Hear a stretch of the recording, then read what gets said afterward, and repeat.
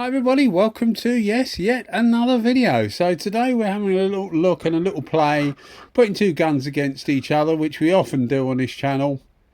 I do enjoy doing this, and it is a really good way of comparing guns, actually using one and immediately going to another, and everything else being exactly the same. So we're looking at the Fuji MP-V8, and that's in a 1.3. That's the MP stands for medium pressure. It's basically non-HVLP. They do a HVLP version and the MP version, which is this one here. And we're putting that up against the ANI Skull, which is, it's an ANI 200 series gun. It's an ANI black, basically. It's exactly the same gun. It's just different decals and different colouring, etc.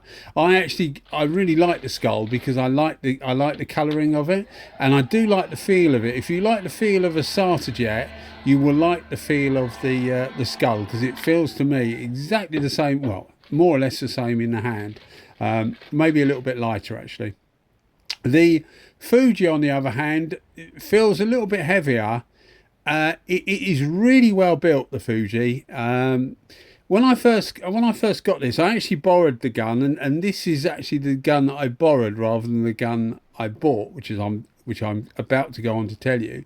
When I first borrowed the gun, the first thing that you think about it is that it is actually really well made. It's like a brick. It reminds you of a SATA or a Segola, the 4600 series, whether it's the new series or the original 4600. They just feel really solid and well made, and the Fuji feels exactly the same. Performance wise, I was disappointed is the wrong word, really. What you normally do, if you're someone like me who loves their tools, loves testing products, and loves looking at the differences, you've always got price in your mind. You've always got the price of a tool. And with the Fuji, I always thought it was overpriced. It just seemed overpriced to me for the performance. It's very similar to like a GTI Pro Lite in performance. So a good all-round gun, because the MP-V8 version, I've never tried the HVLP, but the MP-V8 version works really well with base coat as well. So to me, it's a good old round gun that's going to last you a long time. But I never actually got round to getting one because I thought they were just too expensive. So I ended up buying one about 3-4 months ago now. I bought it in 1.2. This is actually a 1.3, although I feel that 1.2 in clear coat actually gives you the better finish. It can be like that sometimes with guns, not many to be honest, but it can sometimes be like that the smaller tip, because it flows a little bit less material, it just seems to perform a bit better. Obviously it's a little bit slower, and it depends what material you're using, but generally with some guns that can be the case, and it was certainly, I felt, was the case with the Fuji, although we are talking about marginal differences. Now, the first gun up that we're using straight away is the Skull, the ANI Skull. And when I first got that, there was no hesitation that it's worth the money, like I had with the Fuji. It's a really, really capable gun. I can't remember where I put it in my top 12 spray gun list. I think it was something like 9th or 10th. And on reflection, when you think about it, maybe it should have been a bit higher up, but it's all different. It's all different criteria that make them eligible for their place. It's not just purely what I think in my head, because I don't think that would be right, because that would ignore price, it would ignore longevity, warranties, etc., things like that. So I think it's best to do the system I do. But certainly any gun that gets in my top 12 is a worthy spray gun. So I do class the ANI Skull as a worthy spray gun. And the reason I've dug this video out, I actually did it about, probably a year ago now. I borrowed the gun about a year ago. The Fuji that I'm using in this video, I borrowed it about a year ago, and it come with a 1.2 and it come with a 1.3 tip set as well, so I could experiment. Just a quick one, you see me using a microwave. I'll put a link in the description as to how it helps to clear, but I do recommend you don't do it. So as I was saying, the reason I dug this video out was that I've just ordered, hopefully receiving today, a 1.4 clear cap or tip set, as they call it, from Spray Guns Direct, which is where I get, well, I've got all my ANI stuff from Spray Guns Direct. I think they've probably virtually got the market sewn up, as far as, certainly as far as the UK goes, and quite a few other markets as well, because they export everywhere. But I'll put a link in the description anyway, should you be interested. But I've ordered a 1.2 tip set, and I've ordered a 1.4 tip set. Now the 1.2 tip set is exactly the idea of it is to see whether this, what I was saying about earlier with the Fuji, the 1.2 would actually atomize finer. So that was the idea of it, and I got a 1.4 as well, because in 1.3, which is the version you'll see in now, this spray gun is actually, the ANI is a real blast. It's really good fun.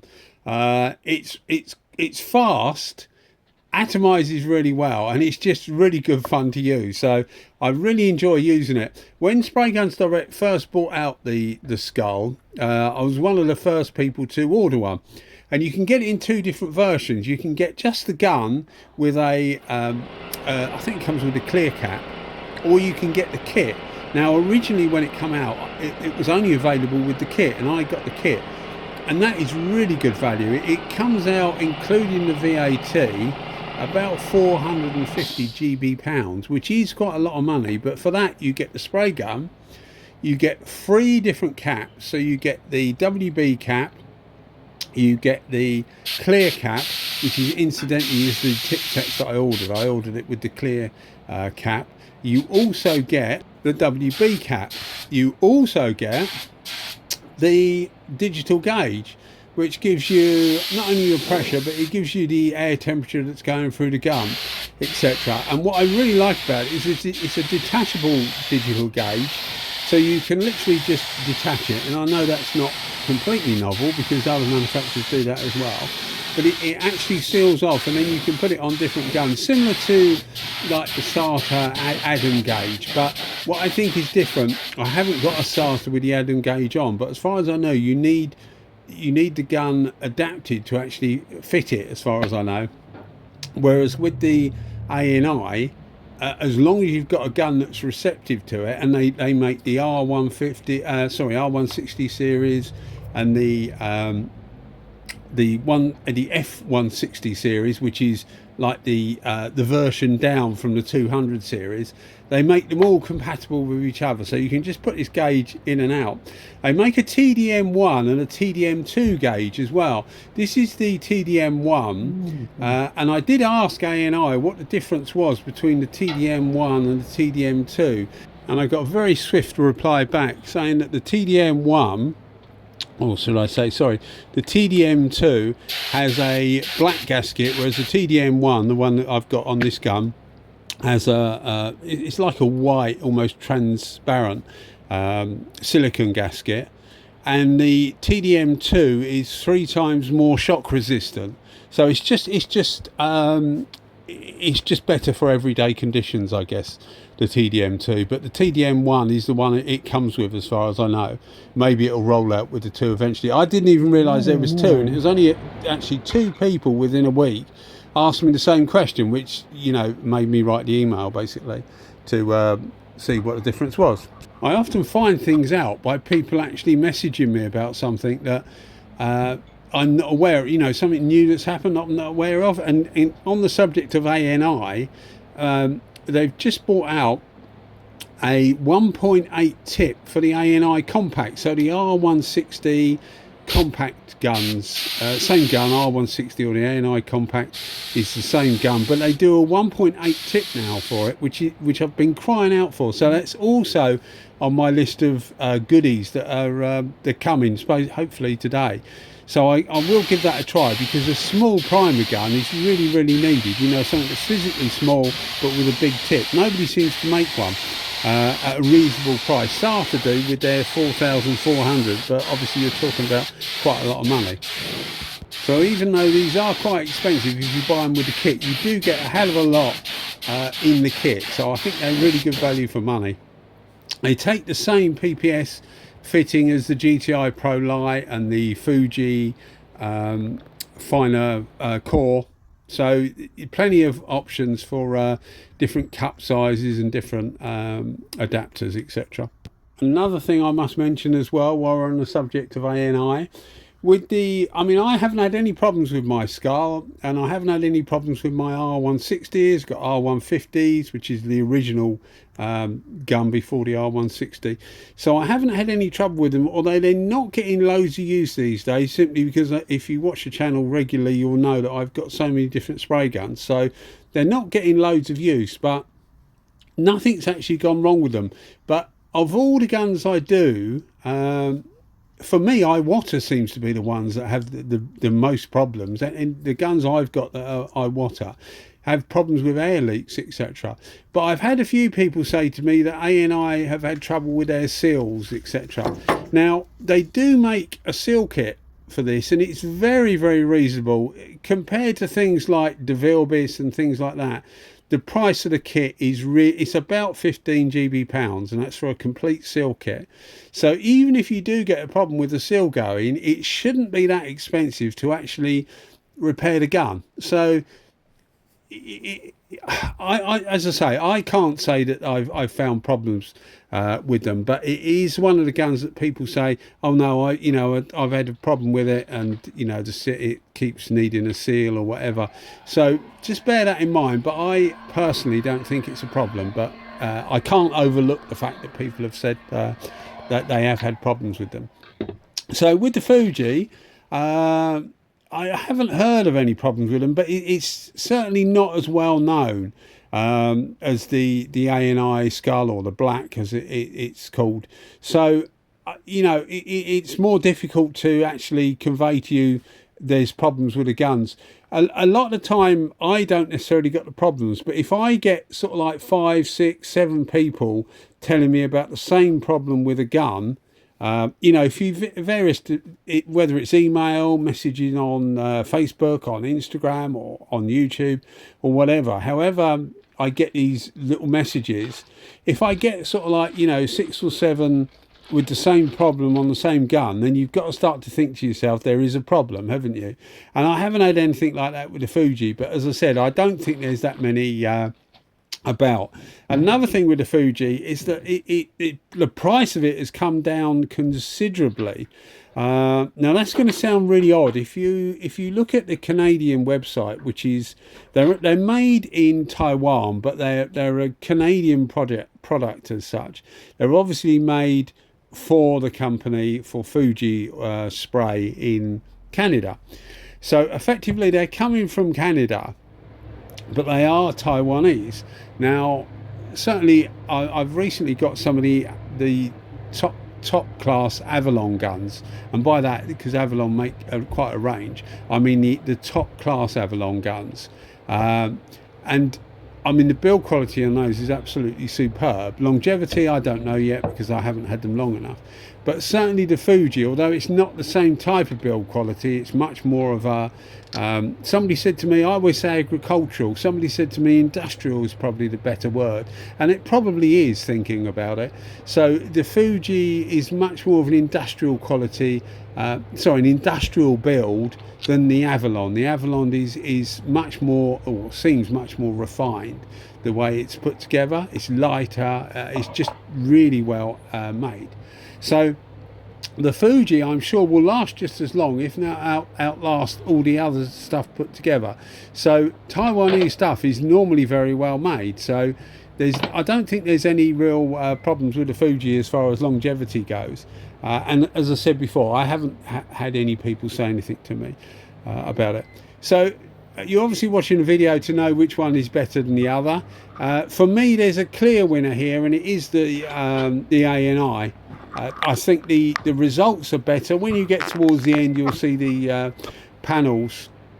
If I remember rightly, the Fuji is on the the ANI is on the left when you see the final panels outside, and the Fuji is on the right. Conditions were, let me have a look, it was 10 degrees Celsius, so it wasn't particularly warm, and we heated the clear up to 34 degrees Celsius, and we also put some heat into the panels, which I often do. We're using a Upol 2080. Now, the Upol 2080, somebody the other day said to me about why do you use Upol clear, because it's rubbish, which to a certain degree I would agree. There's a few reasons I used it. One, I got a load of it quite cheap, so I might as well use it for things like this. I may as well use it. The other thing, I think it actually it tests the spray gun more. I was going to say taxes, it's probably the wrong word, but it makes the spray gun work harder, and for me that is a good thing. If you're trying to see how a spray gun responds next to another one, making it work harder is a better way of finding out the differences between the two.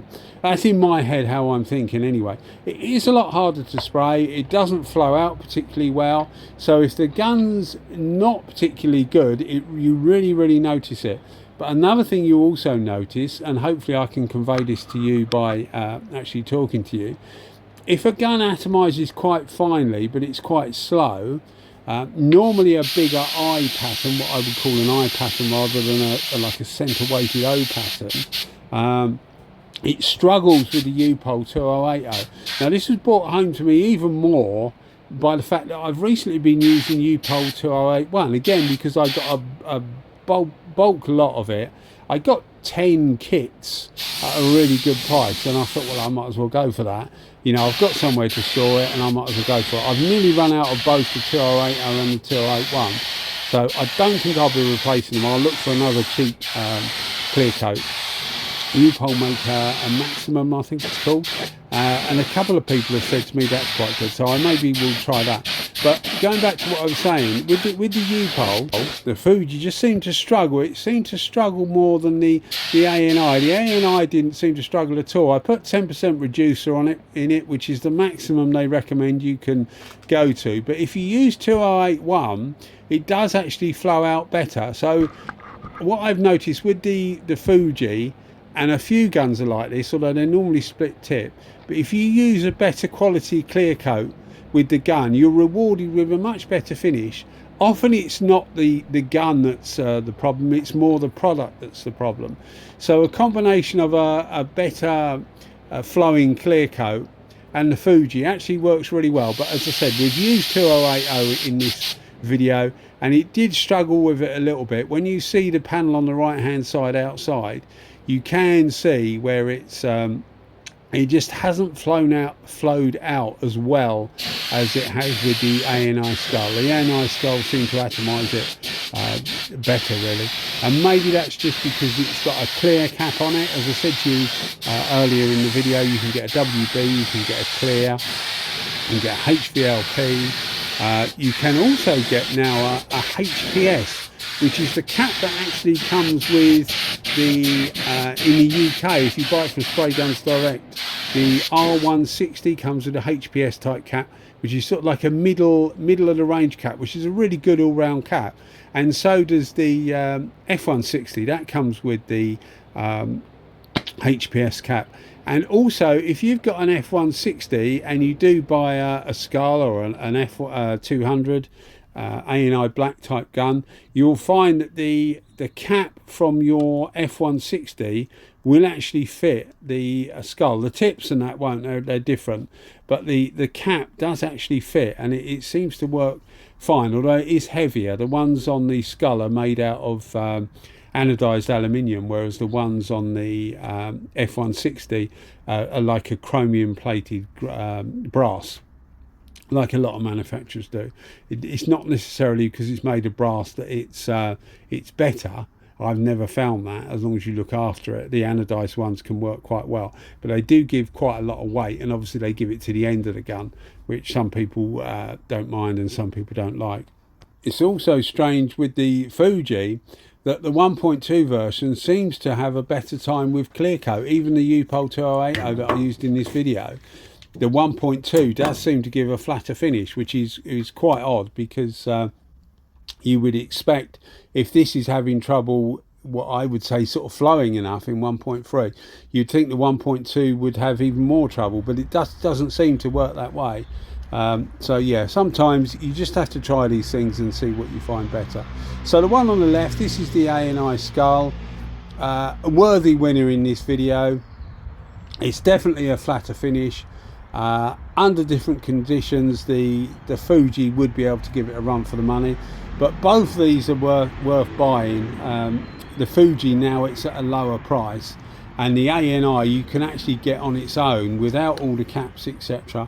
for about 250, I think 280 GB pounds, which is, you know, in today's market is actually really good value. And of course then you can buy the gauges and the different tip sets and different caps and that at a later stage if you want to.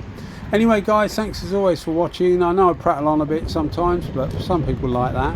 And if you are enjoying the videos and the prattling, then please give us a thumbs up and maybe a subscription. Cheers guys, thanks for watching, bye bye.